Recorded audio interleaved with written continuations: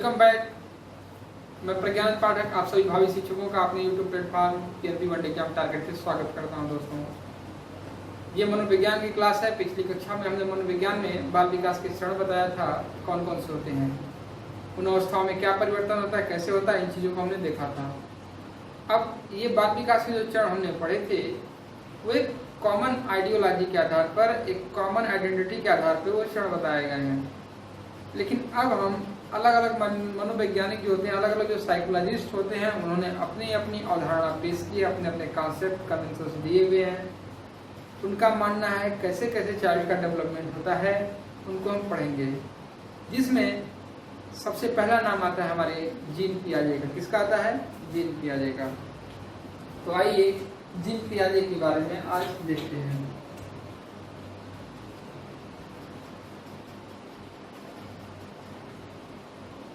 Gene पियाजे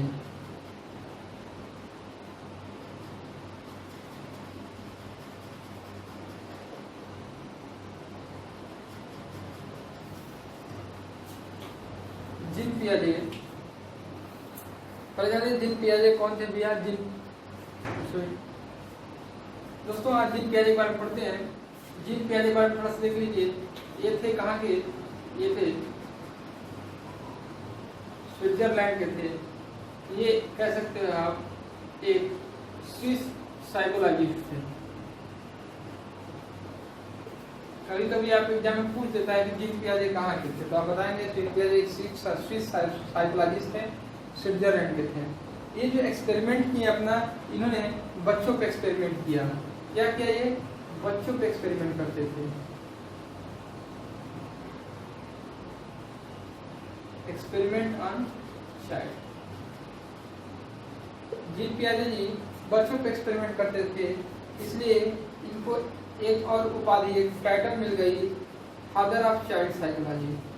क्या? Father of child psychology. आपसे पूछेगा कि बच्चों पे प्रयोग करने के लिए बहुत फेमस हुए, जिनको टाइटल मिल गया फादर ऑफ साइकोलॉजिस्ट, वे कौन है? तो आप बताएंगे जीन पियाजे हैं। जीन पियाजे कहाँ के थे? स्विट्जरलैंड के थे। अब जीन पियाजे किस सिद्धांत के लिए जाने जाते हैं? इन्होंने बताया था संज्ञानात्मक विकास का सिद्धांत। कौन सा सिद्धांत? संज्ञानात्मक विकास का सिद्धांत।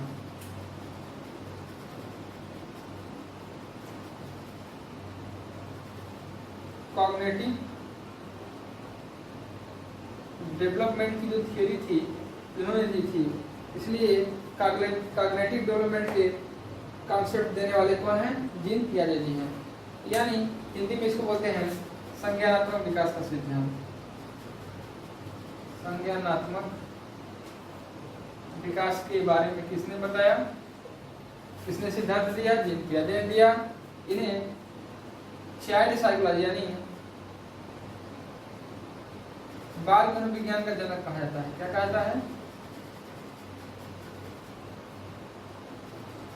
बाल मनोविज्ञान का जनक।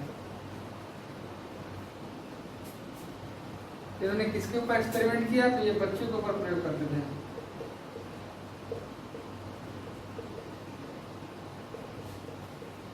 और ये कहाँ के थे? तो ये स्विस मनोवैज्ञानिक हैं। क्या है?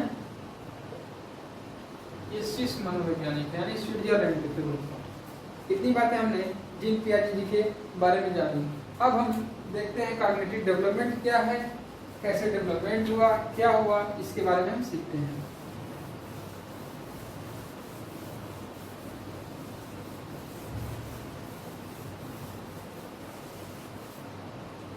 दोस्तों, कॉग्निटिव डेवलपमेंट क्या वो देखिए।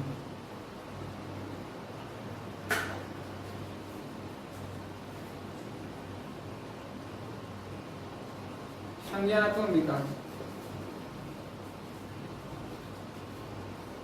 जब मैंने आपको डोमेन ऑफ डेवलपमेंट यानी विकास के आयाम बताया था, तो उसमें 3 आयाम थे। पहला आयाम था हमारा फिजिकल डेवलपमेंट, भौतिक विकास।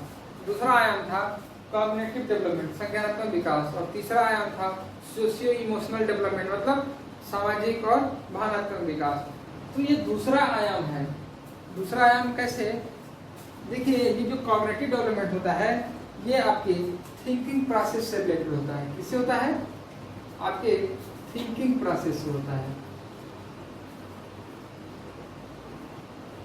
आपके लॉजिकल प्रोसेस से होता है। किससे होता है? लॉजिकल प्रोसेस से होता है।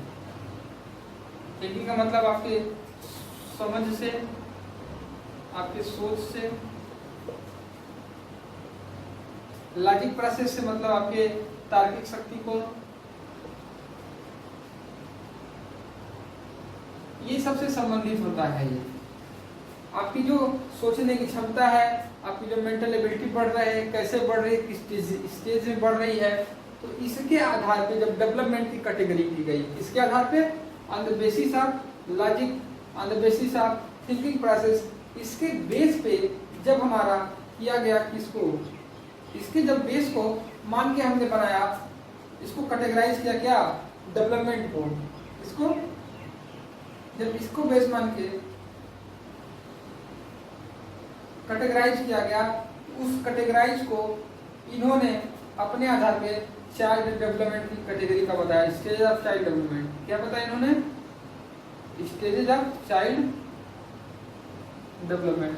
तो आपसे पूछ सकता है कि जो जो स्टेजेज जिन पियाजे ने बताई है वो किसके बेस पे, किसके आधार पे कैटेगराइज की गई हैं?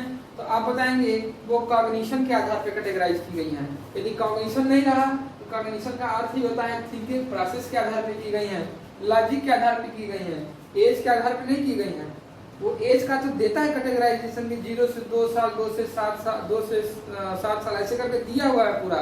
लेकिन उसके पीछे का कारण क्या है कि उस एज में लॉजिक किस तरह से बदल रहा है बच्चों का, उसके आधार पर इन्होंने कैटेगराइज किया है दोस्तों। अब आपको इतनी बातें समझ गई होंगी। ये जो चाइल्ड डेवलपमेंट की स्टेजेस बनाई इन्होंने, ये एज के बेस पे तो बनाई है, पर वो एज के बेस के पीछे का रीजन क्या है? वो लॉजिक है दोस्तों। उस एज में एक पर्टिकुलर लॉजिक के साथ बच्चा बढ़ता है, एक अलग एज में पर्टिकुलर लॉजिक के साथ बच्चा बढ़ता है, पर्टिकुलर थिंकिंग प्रोसेस के साथ बढ़ता है बच्चा। इसलिए इन्होंने जो बेसिस दिया वो क्या दिया? कॉग्निटिव डेवलपमेंट की लॉजिक को दिया। उसी कॉग्निटिव डेवलपमेंट के बेस पे इन्होंने चाइल्ड की स्टेजेस को बताया है। अब डेवलपमेंट के कारण क्या क्या है इनके आधार पे, उसको हम आइए देखते हैं दोस्तों। बाल मनोविज्ञान का पिता, फादर ऑफ चाइल्ड साइकोलॉजी इसी तरह नहीं कहा जाता। इन्होंने एक बड़ी खूबसूरत सी बच्चों के बारे में स्टेटमेंट दी है। वो स्टेटमेंट भी आपसे पूछता है कि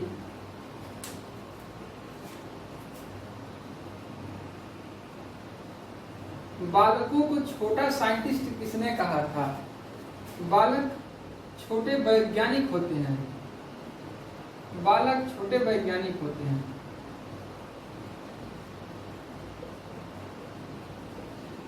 ये बात किसने कही? लिटिल साइंटिस्ट किसने बताया?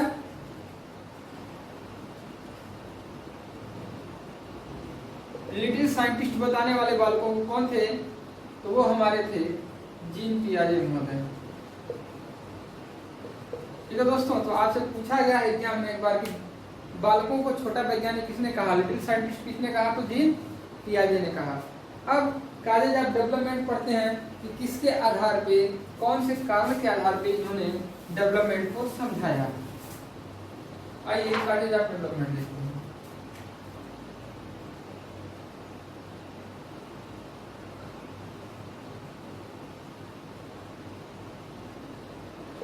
विकास के कारण, विकास के कारण या और अच्छा लिख सकते हैं कारक, फैक्टर। देखिए इन्होंने 3 बेसिक रीजन बताए हैं बच्चों के पढ़ने के। पहला बताया इन्होंने एज। एज को आप बायोलॉजिकल मैच्योरेशन बोल सकते हैं।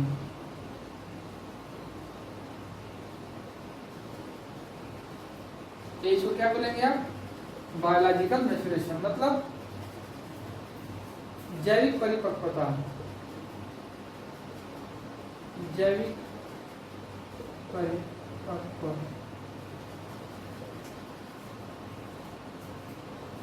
जैविक परिपक्वता पर इन्होंने बताया था पहला कारण बच्चा क्यों बढ़ता है।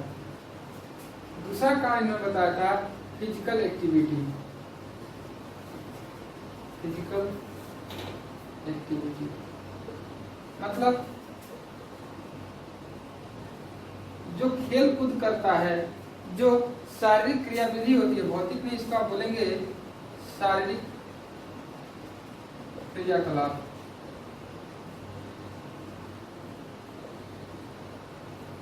और तीसरा रीजन होता है सोसाइटी से जो वो सीखता है, समाज से। इन तीनों कारणों के कारण बच्चे के अंदर विकास होता है। बच्चे के अंदर सूझ समझ लॉजिक बढ़ती है, लेकिन एक चीज पे सबसे ज्यादा फोकस किया उन्होंने कि बच्चों की जो लॉजिक बढ़ती है, लॉजिक के पीछे बढ़ने का कारण ये दोनों तो है ही है, सबसे बड़ा कारण ये है। सबसे बड़ा कारण क्या है? एज या बायोलॉजिकल मैच्योरेशन। एज या बायोलॉजिकल मैच्योरेशन को ही इन्होंने सबसे बड़ा कारण बताया, सबसे बड़ा कारण। बच्चा लॉजिक से सोच पाता है, उसके पीछे उसकी एज बायोलॉजिकल मैच्योरेशन की देन है। अब आपको मैं कहूं कि आप एक ऑर्डर में अरेंज कीजिए कि किसको इन्होंने सबसे ज्यादा प्रेफरेंस दिया है, सबसे कम किसको दिया, तो आप प्रेफरेंस कुछ इस तरह बना सकते हैं कि सबसे ज्यादा इन्होंने एज को प्रेफरेंस दिया, उसके बाद फिजिकल एक्टिविटी को प्रेफरेंस दिया, उसके बाद इन्होंने सोसाइटी को या सोशल एक्सपीरियंस, सोसाइटी को आप सोशल एक्सपीरियंस भी बोलते हैं, तो इसको इन्होंने दिया है। आपके बीएड के एग्जाम में कई बार पूछ चुका है, एमएड के एग्जाम में पूछ चुका है, आपके टेट सीटेट में तो पूछता है सुपर टेट में, कि इनका जो कैटेगराइज किया है तो उसमें सबसे बड़ा कारण क्या है? बायोलॉजिकल मैच्योरेशन है, जैविक परिपक्वता है। अब जो लोग जैविक परिपक्वता को मानते हैं, जैविक परिपक्वता का मतलब होता है माँ बाप से मिली हुई जो हमारी इनहेरिटेंट स्टेज होती है, मतलब जो आनुवंशिकता उनसे मिलती है, तो उसी आनुवंशिकता के कारण कोई बच्चा थोड़ा ज़्यादा पहले मैच्योर होता है मानसिक रूप से, कोई बाद में मैच्योर होता है। इस आधार पे जो लोग, इसको लिख लीजिए, इसको मैं इरेज कर रहा हूँ, जो मनोवैज्ञानिक बायोलॉजिकल मैच्योरेशन पे, जैविक परिपक्वता पे फोकस करता है, इसका मतलब वो इनहेरिटेंस फोकस करता है। किसके पे? वो इनहेरिटेंस फोकस करता है। किस पर फोकस करता है? फोकस ऑन इनहेरिटेंस, मतलब वह आनुवंशिकता पर ज्यादा वो फोकस करता है, आनुवंशिकता को वो ज्यादा प्रायोरिटी देता है। ऐसे लोगों को क्या बोलते हैं? इनेटिस्ट बोलते हैं। तो आपसे पूछ सकता है कि इनेटिस्ट किसको कहा जाता है? इनेटिस्ट हमारे यहाँ जीन पियाजे, ठीक है। इनेटिस्ट का मतलब होता है जन्मजात,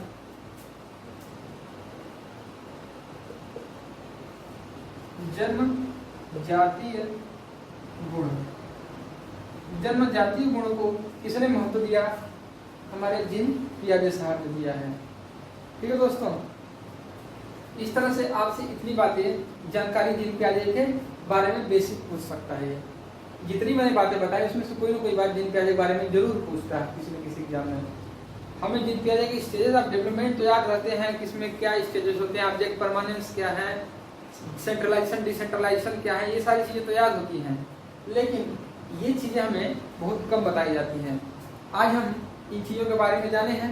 आगे हम जीन पियाजे जी के स्टेजेस से पहले कुछ कॉन्सेप्ट समझते हैं। बिना उन कॉन्सेप्ट के हमें जीन पियाजे की चीजें नहीं समझ रहे हैं, मतलब कुछ टर्मिनोलॉजी, कुछ शब्द इस्तेमाल किए हैं जीन पियाजे ने अपने सिद्धांतों में। उन शब्दों को जब हम सीख लेंगे, उन शब्द के बारे में जान लेंगे, तो हमें जीन पियाजे जी का सिद्धांत और अच्छे से समझ में आएगा। आइए तो उन अवधारणाओं को सीखते हैं।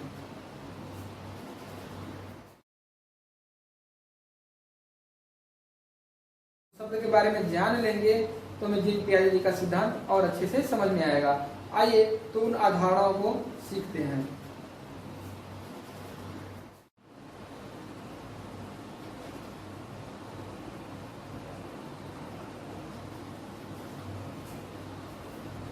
दोस्तों, जीन पियाजे जी के सिद्धांत को समझने से पहले हमें उनके कुछ कॉन्सेप्ट को समझना पड़ेगा। उनमें उनके सिद्धांतों में ये कॉन्सेप्ट यूज होते हैं, आपके एग्जाम में ये टर्म जरूर आते हैं। तो पहले हम उनके बारे में समझते हैं। इन चारों चीजों का सेट होता है आपके ब्रेन में। इन चारों चीजों का सेट होता है आपके ब्रेन में, और ये सेट बनते कैसे हैं? स्कीमा और स्कीम की हेल्प से बनते हैं। क्या होते हैं सेट? ऑर्गेनाइजेशन, एडॉप्टेशन, इक्विलिब्रियम और डिसइक्विलिब्रियम। स्कीम और स्कीमा क्या होती हैं? ये कैसे ऑर्गेनाइजेशन में कन्वर्ट होती हैं? फिर एडॉप्टेशन कहाँ से होता है? एडॉप्टेशन भी दो तरीके से होता है। एक होता है एसिमिलेशन,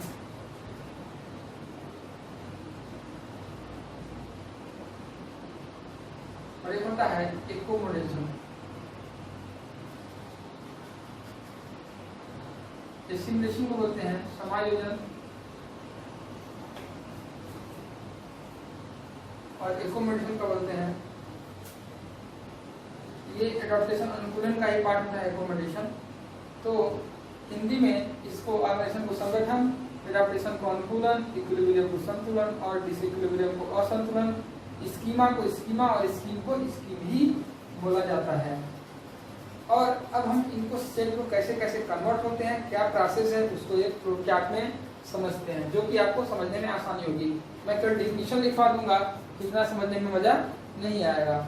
आपको आसानी तब होगी जब आप इनके बारे में जानेंगे। आइए इनके बारे में जानने की कोशिश करते हैं। दोस्तों, आपके या हमारे किसी भी ह्यूमन बीइंग के ब्रेन में,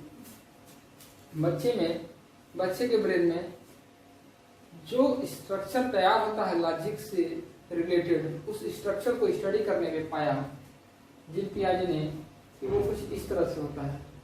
पहले स्कीम बनता है, फिर स्कीमा बनता है, स्कीमा के बाद ऑर्गेनाइजेशन तैयार होता है, ऑर्गेनाइजेशन के बाद एडॉप्टेशन होता है। एडॉप्टेशन की दो कंडीशन होती हैं। एडॉप्टेशन होने के बाद या तो एसिमिलेशन होगा या तो एकोमोडेशन होगा। ठीक, अब आइए समझते हैं ये है क्या चीज। जब हमारी मेमोरी बनती है, मतलब हमारी जो स्मृति बनती है, जो कुछ हम देखते हैं, जो कुछ हम पढ़ते हैं या सुनते हैं, या जिस चीज के बारे में हम सोचते हैं, उसकी जब मेमोरी बनती है हमारी, तो वो मेमोरी एक प्रॉपर सेट में नहीं होती है, एक प्रॉपर पैटर्न में नहीं होती है।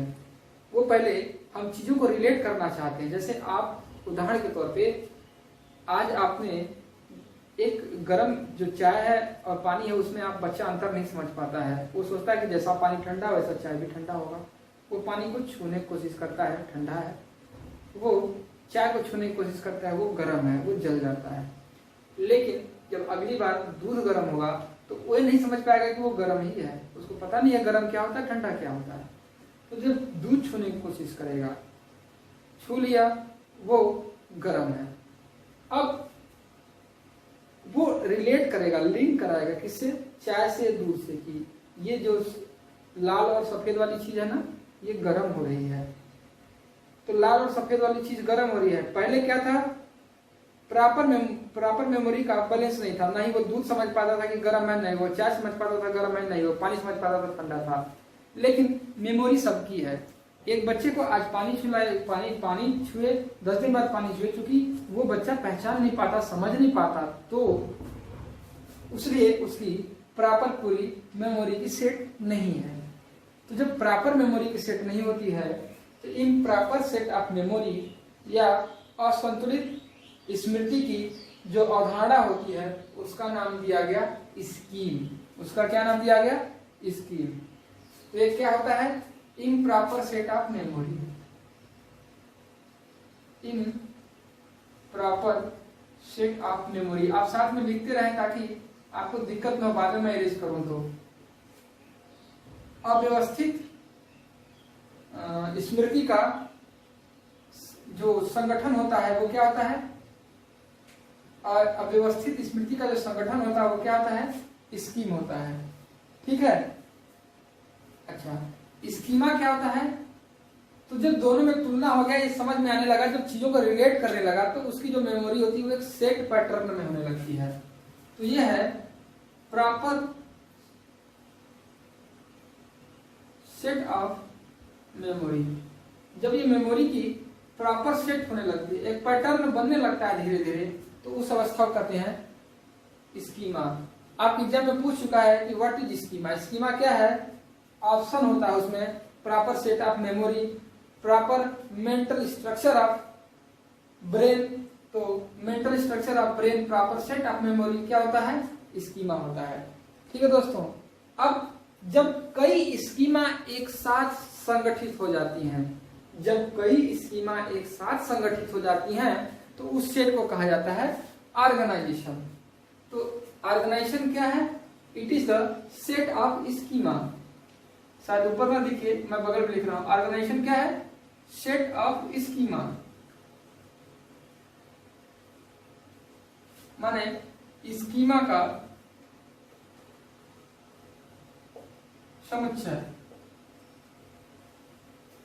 जब कई स्कीमा एक साथ जुड़ेंगी, कई चीजों की स्कीमा एक साथ जुड़ती जाएंगी, कई चीजों की मेमोरी एक साथ एक फंक्शन में, एक सिस्टमेटिक फंक्शन में आपके ब्रेन में जब आनी शुरू हो जाती हैं, तो वो बनाती हैं क्या? ऑर्गेनाइजेशन। वो क्या बनाती हैं? ऑर्गेनाइजेशन। ठीक है दोस्तों, अब उन चीजों को हम अपने दिमाग में जिस तरह से सेट करते हैं या सेट कर लेते हैं, तो उस सेट करने के लिए हमें आवश्यकता पड़ती है अनुकूलन की। किसकी आवश्यकता पड़ती है? अनुकूलन की। जब हमारी मेमोरी में वो बातें फिट हो जाती हैं, तो हम अनुकूलन की अवस्था में आते हैं। अनुकूलन की अवस्था में दो बातें होती हैं, एक होता है आत्मसातीकरण और दूसरा होता है समायोजन यानी एकोमोडेशन। आप यदि कोई नई चीज को, जैसे आपने एक पिताजी आपको एक बाल देते हैं छोटे बच्चे को, रेड बाल, ठीक है, वो रेड बाल लेता है, खेलता है, उसको ऐसे ऐसे करके करता है, अच्छा लगता है, तो समझ जाता है कि ये बाल है। फिर व्हाइट बाल आती है एक दिन, वो कहता है व्हाइट बाल है, चलो अच्छा है। उसको पता नहीं कि व्हाइट वाली बाल है, उसको भी बताया था कि देखो ये व्हाइट है, ये बाल है, वो खेलना शुरू कर देता है। अगले दिन पिताजी एप्पल लाते हैं, अब वो तो एप्पल कभी देखा नहीं है, वो तो रेड है। अब वो क्या करेगा? उसको बाल समझ के सीखने की कोशिश करेगा, उसको उछालने की कोशिश करेगा, उसको फेंकेगा, सब कुछ करेगा। तो जब सेब से खेलने की कोशिश करता है, वो क्या समझ के? बाल। अब आप समझिए, एक नई स्थिति थी बाल और एक नई स्थिति थी सेब की। बाल से जब वो सीखने की कोशिश किया, तो स्कीमा से स्कीम, स्कीम से ऑर्गेनाइजेशन, ऑर्गेनाइजेशन से वो एडाप्टेशन के कंडीशन में आया। पर जब वो सेब आई, एक नई कंडीशन ला दी गई, तो नई कंडीशन के साथ या तो वो समायोजित हो जाएगा, मतलब या तो वो सीख लेगा ये समझ के कि ये सेब है, इससे खेलना नहीं है। तो जब वो चीजों को समझ जाता है, नई कंडीशन में ढल जाता है, तो नई कंडीशन में ढलना ही कहलाता है एकोमोडेशन। नई कंडीशन में चीजों को समझ लेना, नई कंडीशन में चीजों को समझना क्या कहलाता है? एकोमोडेशन। और इसी नई चीज को यदि वो नहीं समझ पाता है, तो क्या कहलाता है? वो सेब को बाल समझकर ही खेलने की कोशिश करता है, तो ये कहलाता है एसिमिलेशन, यानी नई चीजों के साथ